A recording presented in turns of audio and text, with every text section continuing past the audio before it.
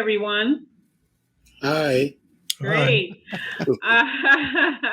Well, welcome to our talk, our panel, where we're talking about books out of Africa. And we're talking about the continent that gave birth to humanity. And we're also talking about some of the great stories that have come out of that. And so today, my guests are Dr. Edward Bynum, Paulino Chol, Gerald Everett Jones, and Femi Perkins. Welcome, everyone, and I'm glad that you're here today. And so just a little, as we kind of go through everybody, I'd like you just to tell everyone maybe a little bit about your book and a little bit about what you're doing. And we're going to be talking about how we can continue to create connections and stimulate imaginations through our work, through books. So let's start with Femi Perkins. Can you tell us a little bit about yourself, Femi? Well, I'm 89 years old. God's been good to me. It's a blessing. All right. I started writing about Kwame Nkrumah. The name of my book is a children's book for ages grades 4 to 8. The Midnight Speech of Kwame Nkrumah for Independence. March the 7th, 1947, he made this famous speech because after 144 years of British rule under colonialism,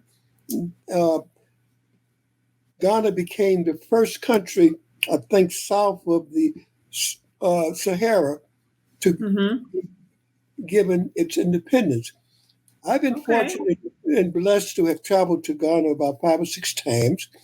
I have friends in Ghana, and I just took an interest in Kwame Nkrumah because I think he was one of the greatest leaders in Africa because his Pan-Africanism, and he understood that Ghana's freedom did not mean anything unless all Africa was free. Great. So, well, I want to stop you right there because I want to make sure we can bring all this together. So, Gerald, tell us a little bit about your book and a little bit about how you started writing your book. Well, I can start about how I started writing the book. Is my wife, Georgia Umano, has been a long time wildlife conservationist and activist, and for the last decade or so, she was doing ecotourism reviews for splash magazines worldwide. That many of them had to do with safaris and ecotourism. And so we'd been to Africa, I lose track, it was 7 or 8 times, and all to Kenya. And one day she walked in and said, "Let's move to Africa." It was like,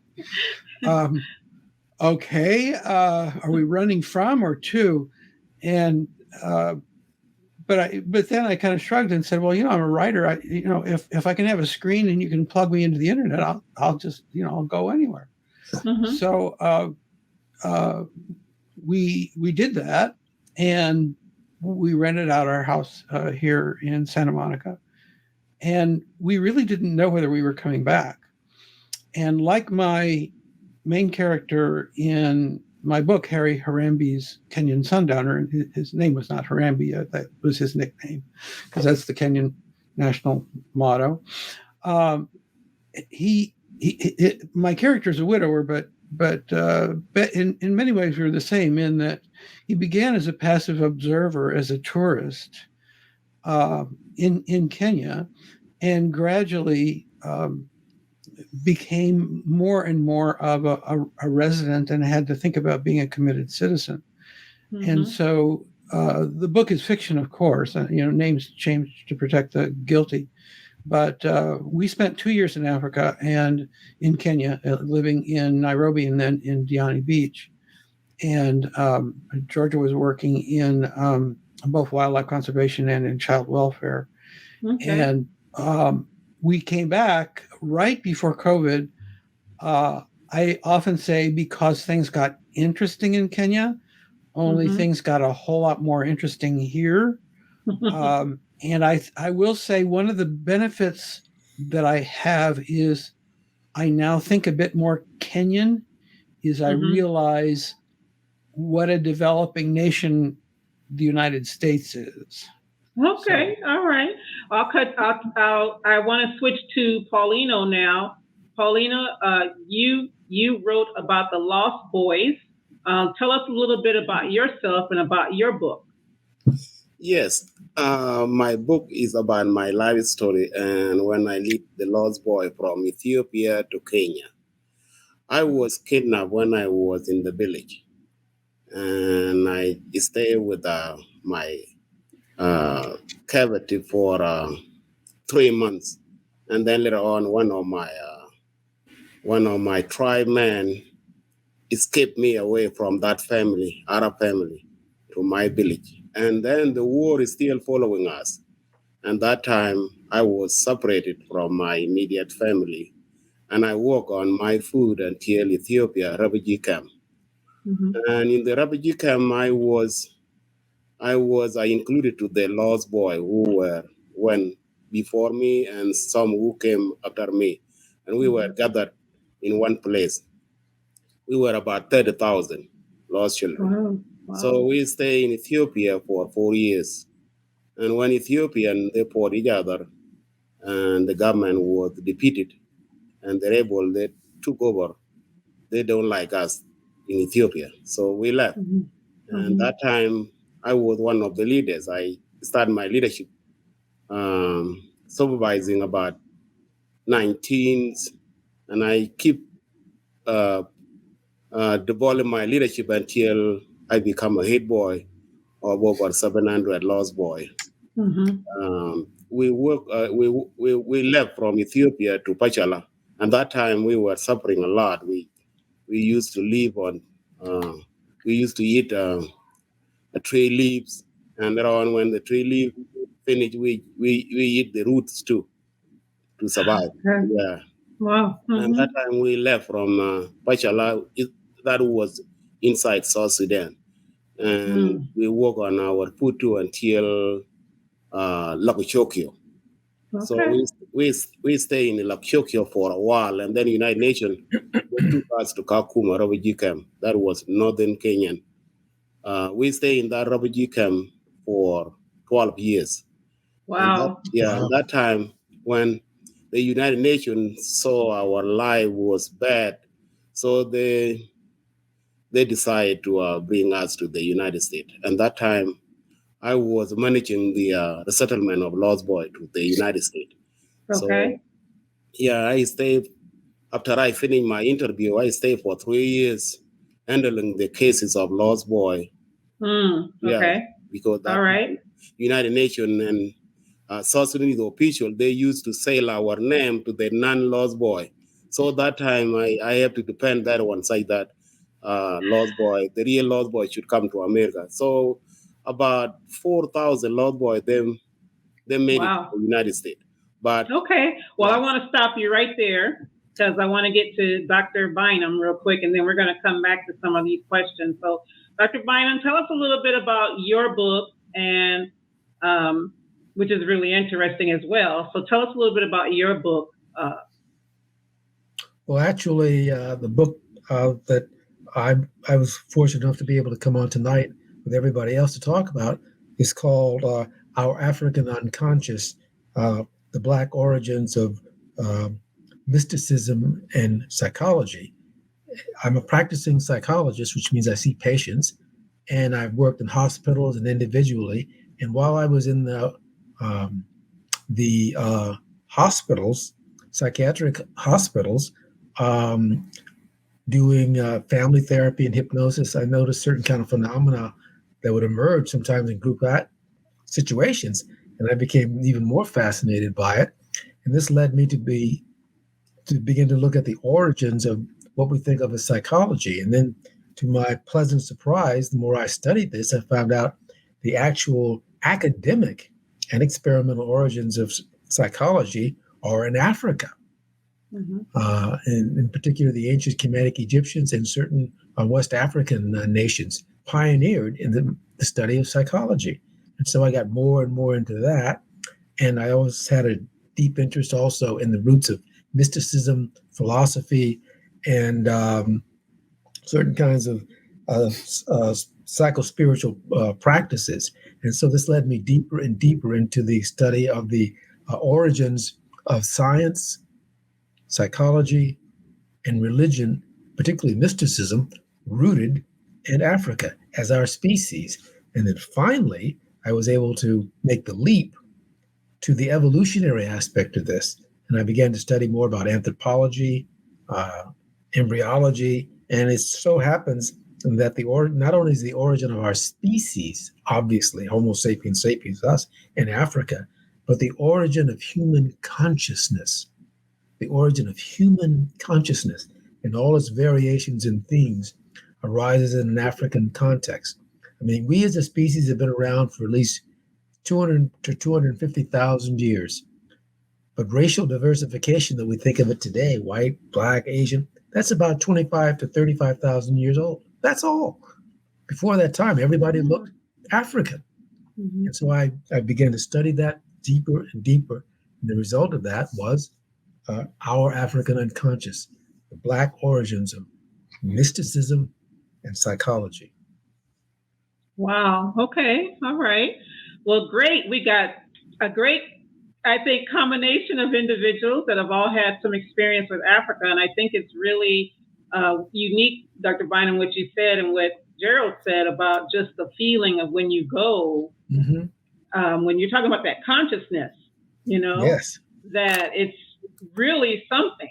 Okay. And so one of the questions I have for everyone is, how important is it, you know, you've all written a little bit different in nonfiction, there's poetry, there's fiction, a lot of different books coming out of Africa. So what do you feel is your responsibility to keep that narrative going in some kind of way about Africa? Well, just for myself, if I can lead off, I feel a responsibility to keep alive the fact and the reality that science, as we think of it today, began in Africa and had its first deep formulations in Africa, particularly in the Egyptian and Nubian areas of Africa.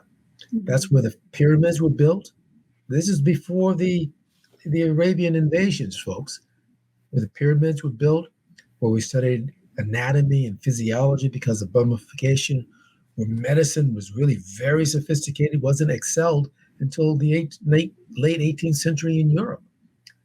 So that is my part where I feel responsibility to bring that along.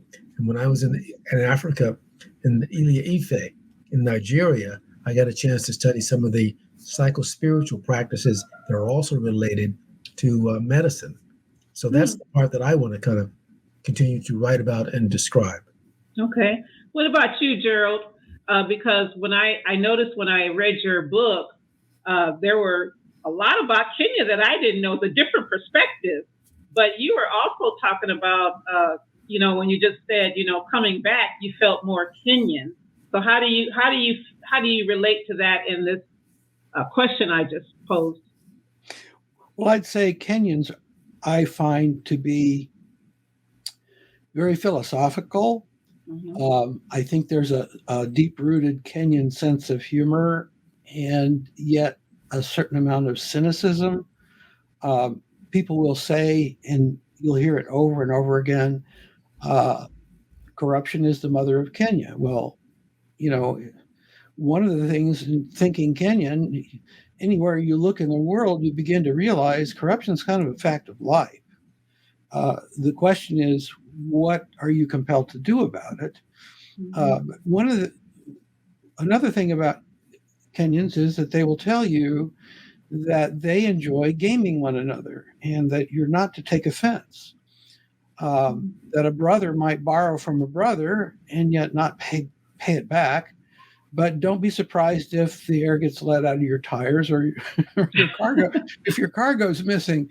Okay. And so this begins to, well, it made me think about human relationships as being transactional, and I think Dr. Bynum might even have an opinion about this, is to even to the extent is to what extent is love transactional, and I was when I was thinking more about this, I realized, because I've got characters in my book that are, they're meeting in Kenya and they're having relationships and wondering whether they should trust one another.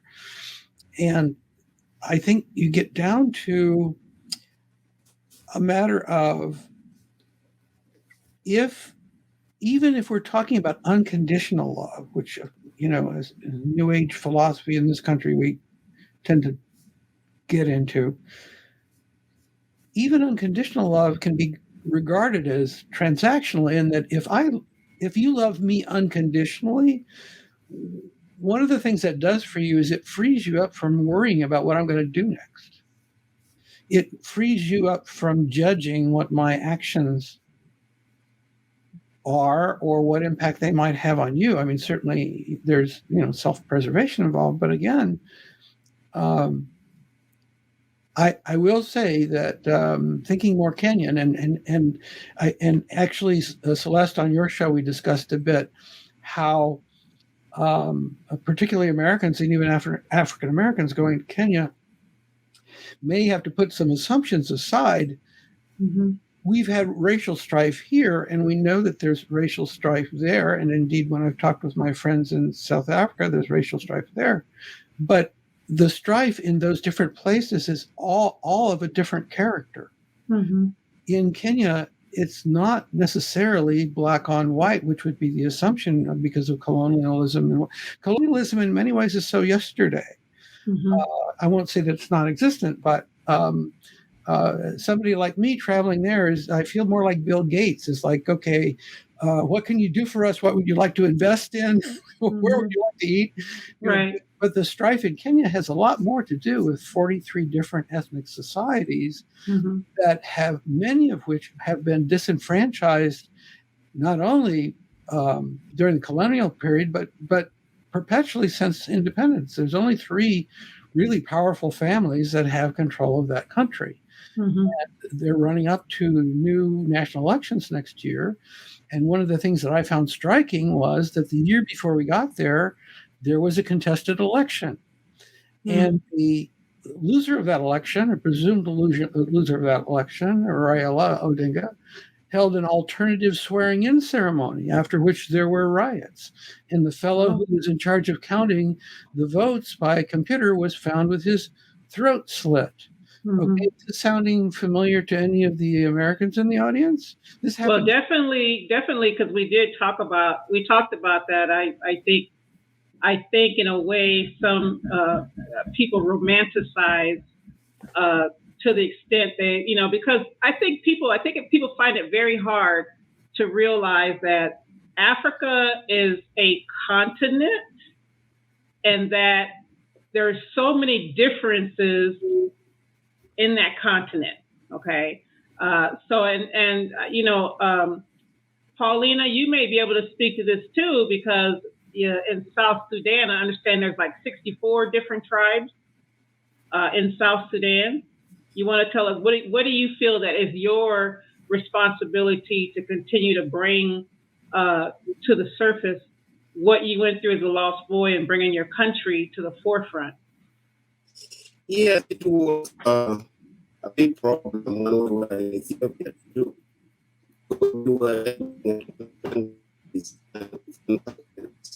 Because we got a little bit of hearing thing. We got a little bit of hearing thing with your speaker. It might be slow. It might be slow streaming. I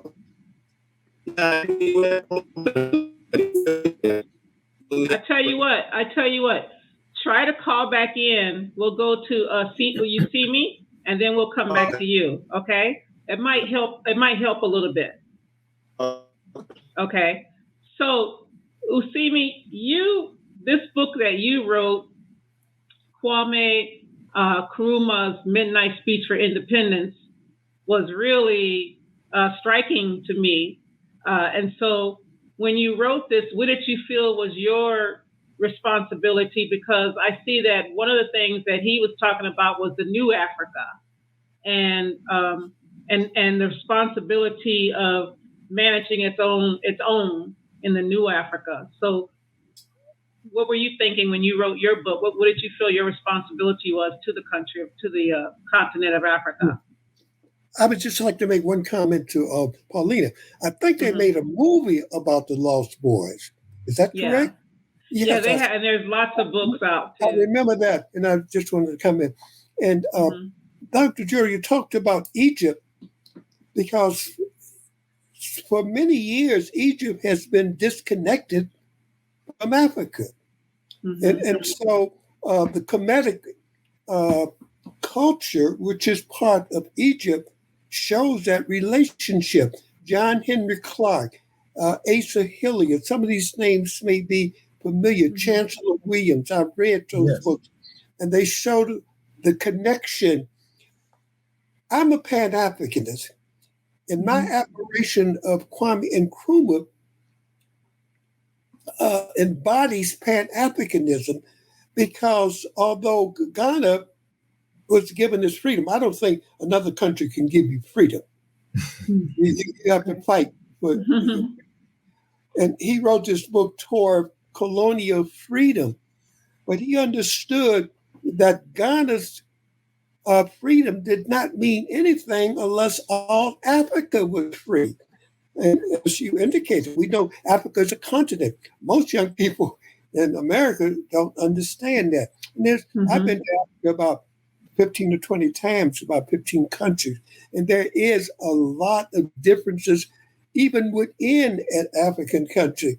So Kwame Nkrumah, my admiration for him, I think he started the Organization of African Unity, which I think still exists. It's a very significant organization. And so he also made an effort to help Patrice Lumumba in the Congo. He understood that he was African, although there is a difference between the different tribes and everything, even in Ghana. I think Kwame Nkrumah was a Khan, but then you have the Iwe, you have the Ashanti. So he embodies the spirit of Pan-Africanism.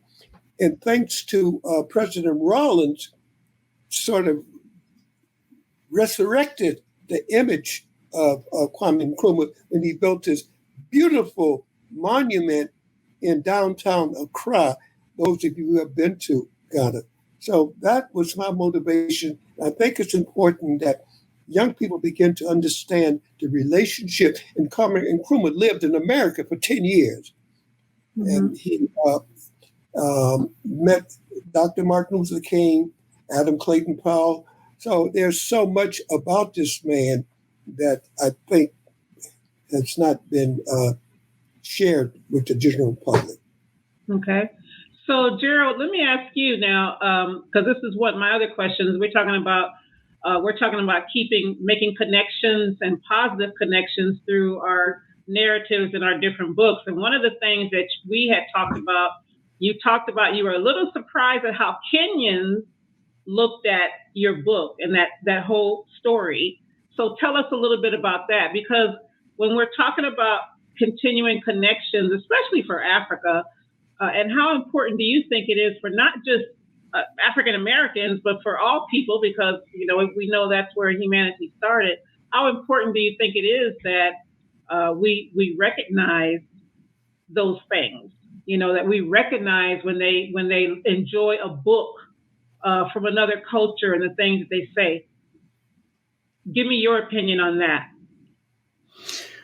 Well, I will say that I was surprised at the reaction to my book in Kenya, because I wrote it primarily for an American or European audience. And indeed, when we lived in Diani Beach, it was quite striking how much influence the Germans over the years had in Diani, and also the Italians up the coast.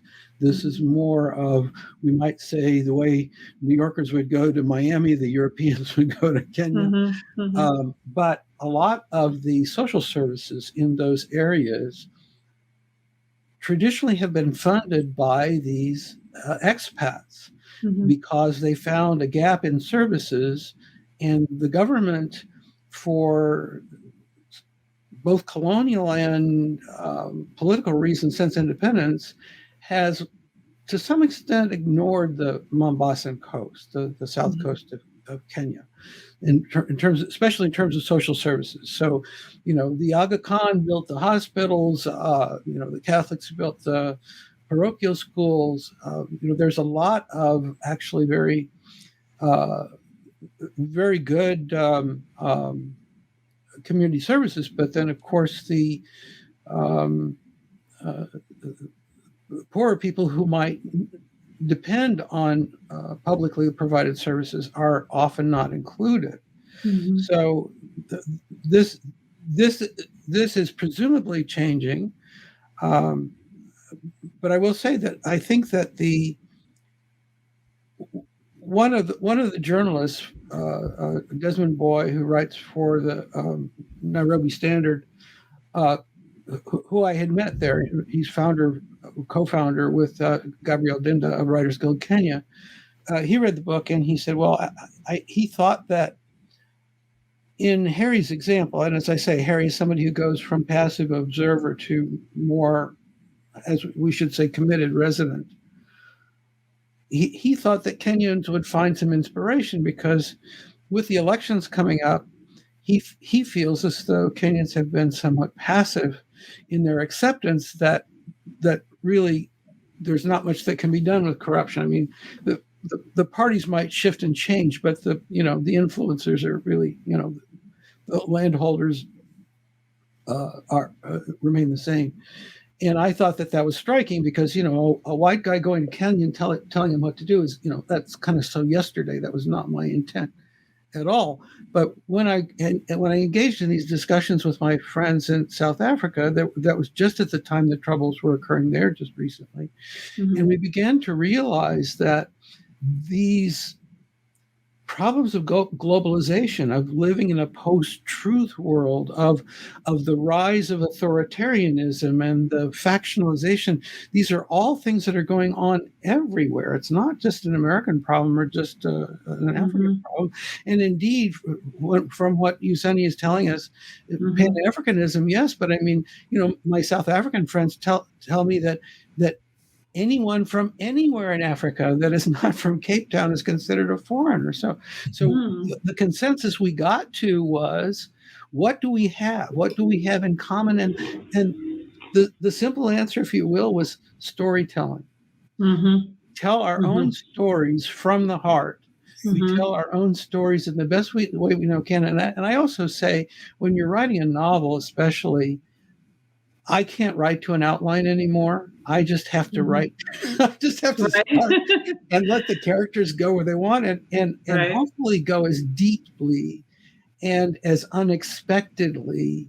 And I say, and this is also part of, if you want to call it entertainment, although clearly literary fiction goes beyond entertainment. But if I can surprise myself, if I can delight or shock myself, as an author, then presumably I can delight and shock a reader. And I will say, in the last several books that I've written, I really didn't know how it was going to turn out until I read the last word.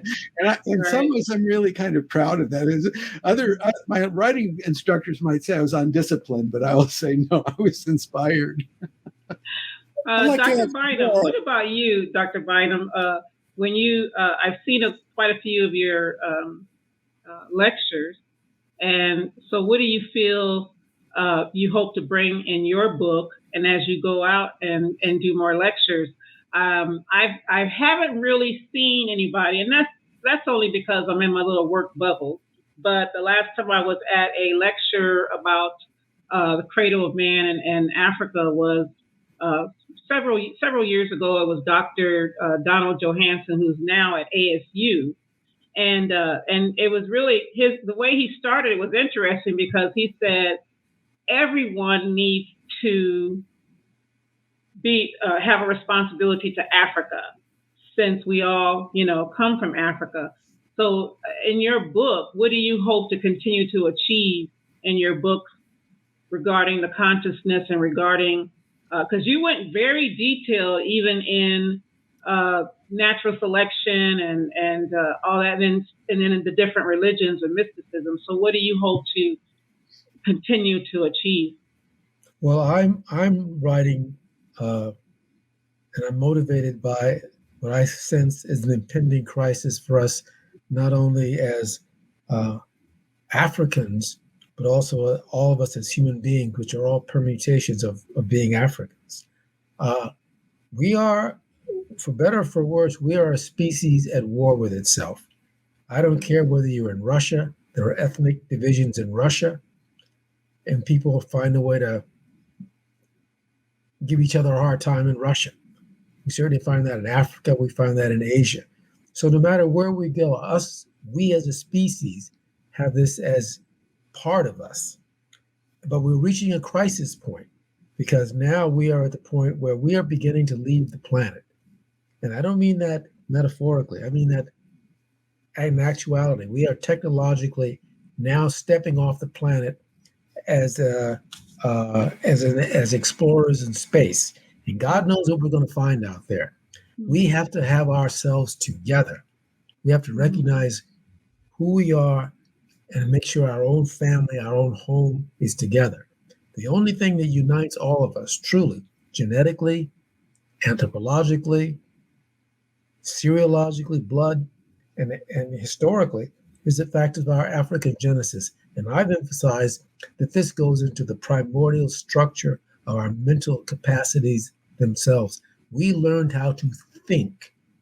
We learned how to think in Africa. We learned how to reason in Africa.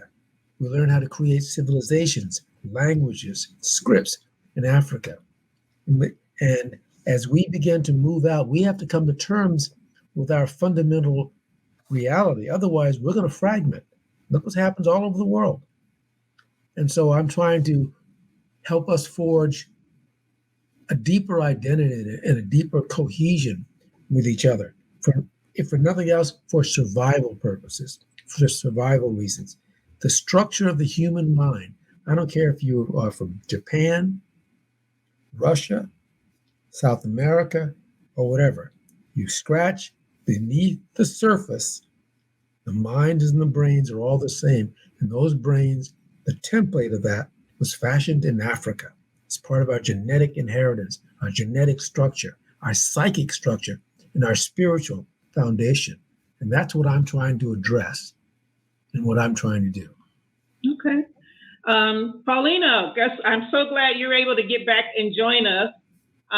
So my question to you is, we were talking about what is our responsibility to Africa with our creativeness, with the books that we write, we all have different topics. Some people do poetry, we have fiction, nonfiction. So what do you think for yourself? Because I know that you write as well. What do you think that you want to do as we go forward into the future and continuing to bring the African connection to the forefront and what's going on? Yeah, what I think it is to have understanding.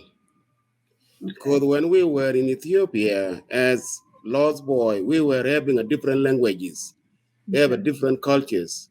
Mm-hmm. So that time it put us to problem. We used to fight each other because the larger majority or the larger tribe, they want to dominate others who are minority, and that was not right for them. Especially me, I am from Dinka, and Dinka is the majority in South Sudan. It's about 7,000 people. So the other tribe, they minority, and even within us, we have a different section. We Dinka, we have about 25 sections. We have a different little bit dialect. We don't understand each other through language. But when we were in Ethiopia, when you are in leadership, you want to help your people, but you forget about others, and that was not right. So 1 year we spent in Ethiopia, we used to fight each other, but later on we learn about each other. We learn what culture we can follow, which one is good for us. And that time we develop each other a little bit until when we were in Kenya, we live better than before because we learn, we know each other, and we know who is that guy and who is that guy, who was bad and who was not bad. But we want to be a unite boys. So that time what unite us is understanding. We have to understand ourselves, and we embrace our friendship. We value our friendship as more than tribe or section. That hold us together last time when we were in Kenya, especially in Kenya. And when we get along with others, especially with Kenyan, we need to have a friendship too. Even that time, I have a relationship with police in Kenya, because Kenyan, when you are arrested, they beat you up at night. During the day, they put you to the jail, but you have to fight each other where you can sit by yourself. But the cell is one. 25 people can be put in that cell, and they fight each other until you get your place you can sit. But later on at night, they fight, they beat us with rungu. That rungu is a stick.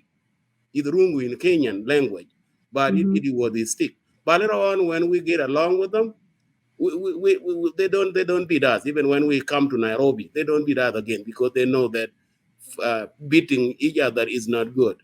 But before it was not fair, because they said you talk like a man. When they need money from you, they said you talk like a man. But later on, we know that one, so they change it. Now you in Nairobi now you can walk at night, but nobody can beat you up. But before it was bad, like when we were in Ethiopia. So understand each other and just don't discriminate people, because sometimes when you hear about discrimination, it becomes like a white and black. That's not the way it's supposed to be. It's just an unfair treatment. But will you be writing another book in regards to the Lost Boys? Because I know that one of the things I don't think there's any state that has had the Lost Boys that has forgotten the Lost Boys. And I know that quite a few of them have done very well for themselves and are working in their community in America and with and in connection with their community in South Sudan to make things better. So do you think that just between the 64 tribes, do you think you might write another book of saying like where we've come to, how far we've come? Yes, I will write another book about forced marriage. We used to enforce marriage in South Sudan, and that's not fair. When I come to the United States, it is a choice, but you cannot force somebody to be married to somebody that person is not like. But in South Sudan, they just depend on cattle. So when you pay maybe 100 cattle, you can force your daughter to go to that man or maybe old person, and that's not fair. And I will write too about division, because when we come here, we have division between us and then the people back home. They call us white people. So I want to differentiate that, saying that what we gain in America is education. What we gain in America is how to lead democratically. Not just one person lead and then the son will come on later on, and then it goes like that. It's like a king. That's not fair. We just want a leadership or a leader that can help all of us, not just his family or maybe others' family. We need women too to be leaders too. We cannot just a president to be a man all the time. No, we need a woman who is educated. We need to educate our girls so that they should know what is going on in the leadership and how they can bring us together, but not the man. So, and even I will write too about oil in South Sudan, because oil in South Sudan, they made it like it's for China or Russia or Middle East. That's not fair, because now they have environmental issues and they don't know how to prevent that one. But in America, they have policy. You can sign that policy before you you start your contract. But in China, the contract they have now with oil in South Sudan, I don't know. The contract, it was signed by Khartoum government before. But South Sudan now is independent. Right, and that's they have to review that right. contract, which was signed by Khartoum government before. That's where the environmental issues will be revealed. But now, because our leaders, they are not having relationship with America.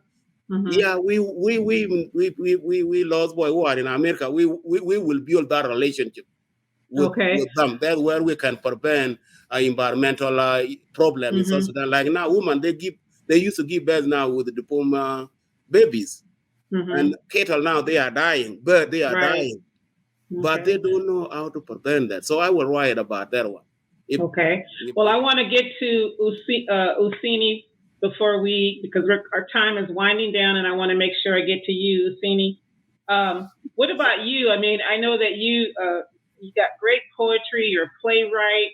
You know, how will you continue to give positive connections and, you know, continue your storytelling from Africa? What do you think your next thing would be? Well, I think to fully understand Africa, the vestiges of colonialism and imperialism still exist in Africa. We got to go back to the Berlin Conference, I think it was in 1884, where Africa was divided. You take in Ghana, Togo, I mean, you have some of the same people at odds with each other. I don't think Africa has ever recovered from colonialism or imperialism. Most of the African countries are still divided. And many of us, I don't think we talk about that. We don't like to talk about colonialism. We don't like to talk about imperialism, you know, and so it has vanished. Now, we have problems here in America. So as a Pan-Africanist, I have a responsibility to try and reach out to as many people as possible, especially the young people. Young people in America have no idea, especially our African-American children. I don't want to be African. Africa has been so mired and desecrated over the years that our young African-American youth don't want to even identify with Africa. So this is why many of my writings touch upon African relationships. And there's several other books I like to talk about. Steve Biko, and America's influence. The Black Power movement had a great influence on South Africa through Steve Biko, the Black Consciousness movement. So I could go on, and I just appreciate. Yeah, and I also want to acknowledge that, you know, we have an African who just won the Nobel Prize in Literature. Yes, which is great. Which is I see if I can get this name pronounced right. It's Abdul Razak Gurna, and he's from Zanzibar. Yes, okay, and Wole Soyinka from Nigeria was the first to win the Nobel Prize in literature. And I think when things like this happens, I think it brings us closer in the sense of, you know, more individuals, in the sense of knowing more about Africa, as all of you have written to some extent about your experiences in Africa. I think these are all things that help us continue to make meaningful connections. You know, I would love to see some more panels with more people that are in the continent and talk about the diversity in the narrative. So let's talk about what is the narrative? What should we be pushing for in the narrative, even from the American side, when we consider bringing Africa closer into connection and using literature to do that? Want to start, Gerald? Well, I personally feel as though having lived in Kenya did amplify my sense of geopolitics. One of the things that I could see happening there was just this incredible influx of foreign investment. Money is pouring into Kenya.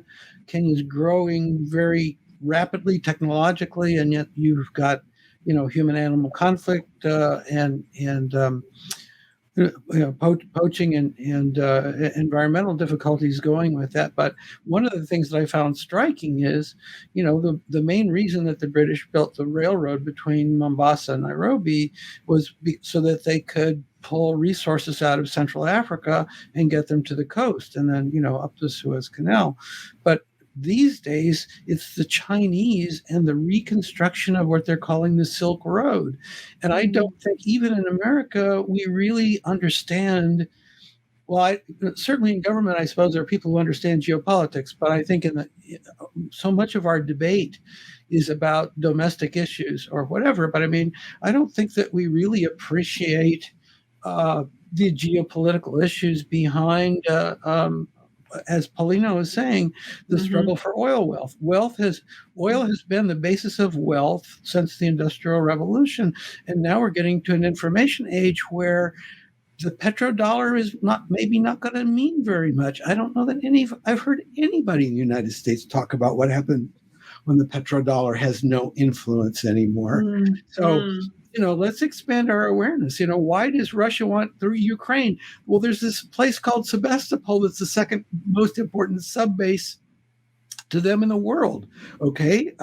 You wouldn't want the insurgents capturing nuclear weapon submarines in Sebastopol. Did anybody ever talk about that's one of the reasons that Putin had to defend? I mean, he's not my buddy. Okay. I wouldn't defend Putin, but there's reasons there. Right. What about you, Dr. Bynum? Well, again, I'm coming from the point of view of a psychologist who writes, and I see a revolution happening in human consciousness simply because we're being compelled by the ecological crisis, geopolitical crises, and others to come to terms with a different conception of who and what we are. We're entering a different age. We literally are entering a different age. And in every age in the past, for us as a species, it has been Africa that has led the way. Every time there's been a new major climactic change, a new form of us, Homo sapiens and Homo sapiens sapiens has arisen. We're going into a crisis like that now, ecologically and otherwise. And my sense is that the African template that is embedded in all of us, regardless of what continent we happen to be living on, is going to come to the fore again. And for us to look deeply into our own psyches, our own souls, and our own collective unconscious, and find that African genius there, and let that come to the fore. And that's what I'm working on. And I'm using as much medicine, psychology, anthropology, and genetics as I can do, in-depth psychology, to bring that about. Thank you. Well, we're getting close to our time, so I want to give everyone a chance to give a last minute, just a last minute on the positivity of today on this program. Maybe there's something that you learned and you're going to take with you from the different comments. So I'm going to start with you, Yusimi. You have a last word for us? I just want to briefly, I was going to ask Gerald and Paulino about the Maasai people in Kenya, since they both spent some time in Kenya. In America, I've been involved with disadvantaged, oppressed young Black youth. And we use the model of the Messiah as a rites of passage to show how the human development cycle begins at birth and continues, but it needs mentoring. And the few times I've been in Kenya and the Messiah, I think they have a very strong mentoring program that they teach the young children how to become men. You don't become a man automatically. And so I just like to leave everyone with the whole concept of the Messiah people, which I understand they're trying to move the Messiah people out of their homeland. I don't know. Okay. All right. And Paulino, what about you? Yeah, I can say that my staying in Ethiopia, I learned about Ethiopian, the way they treat others and the way they treat themselves. And then when I come to Kenya too, it more better than Ethiopia. Ethiopia, they like themselves to more than others. But Kenyan, if you know each other with somebody, you might be good, especially a woman. But man, yeah, Okay. but man, it's different. So when I come here to America too, it become different a little bit because Mhm. America here, they're well educated and they have a different people too. So I just have a lot of experience about living with other people. That's what I can take from my moving village, Ethiopia, Mhm. Kenya, and America. So now, when I talk to my people at home, I tell them the view of a different place I went to. So Mhm. Mhm. it's very good for me, and I like to help my people with that one too.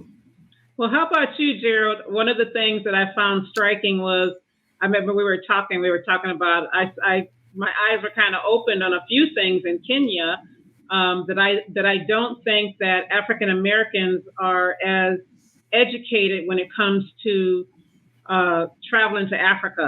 I think they're a little bit more romanticized than most. I have said to them, when you go to another country and you decide to live there, because there's a lot of African Americans moving to Africa.